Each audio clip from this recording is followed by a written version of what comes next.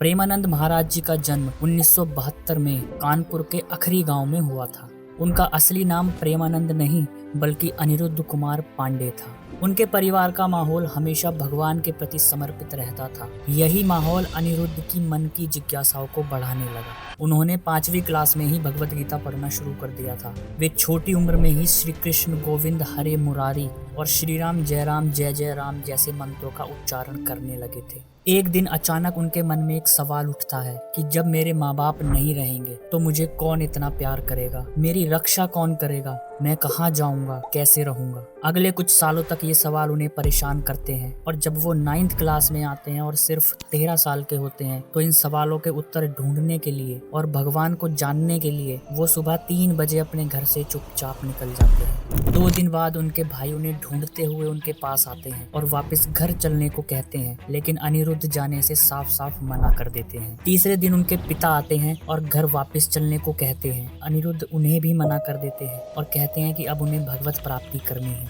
उन्हें बाबा बनना है। ये सब सुनकर उनके पिता कहते हैं कि अगर बाबा ही बनना है और भगवत प्राप्ति ही करनी है तो अपने जीवन में कभी भी किसी पराई स्त्री की तरफ नहीं देखोगे। अनिरुद्ध तुरंत कहते हैं, कभी नहीं देखूंगा पिताजी। पिता की अनुमति के बाद वे भगवान शिव के भक्त बनते हैं और हरिद्वार और वाराणसी के घाटों के आसपास ही रहने लगते हैं। अनिरुद्ध सन्यासी जीवन का पालन करते हैं। वे कभी अच्छा खाना, अच्छे कपड़े या आश्रमों का सहारा नहीं लेते और अकेले ही रहने लगते हैं। कई सालों की शिव भक्ति के बाद उन्हें भगवान शिव के दर्शन भी हो जाते हैं और एक दिन जब वे बनारस के तुलसी घाट पे पीपल के पेड़ के नीचे मेडिटेशन कर रहे होते हैं तो उनके मन में अचानक एक सवाल उठता है, कैसा होगा वृंदावन। अगले दिन उसी समय एक संत उनके पास आते हैं और कहते हैं, बाबा यहाँ से सिर्फ 1 किलोमीटर दूर ही रासलीला हो रही है, देखने चलोगे। अब ये रासलीला शब्द रामलीला से मिलता है और रामलीला प्रेमानंद महाराज ने देखी हुई थी। प्रेमानंद उन संत से कहते हैं, आप जाइए, मुझे अभी आवश्यकता नहीं है। वो संत फिर कहते हैं कि चाहे रासलीला यहीं पर हो रही है पर बाबा इसे वृंदावन का बुलावा ही समझ लो। प्रेमानंद महाराज फिर कहते हैं कि आप जाइए, मुझे मत छेड़िए। संत फिर दोबारा कहते हैं कि बाबा बस एक बार चलो। उनकी जिद को देखकर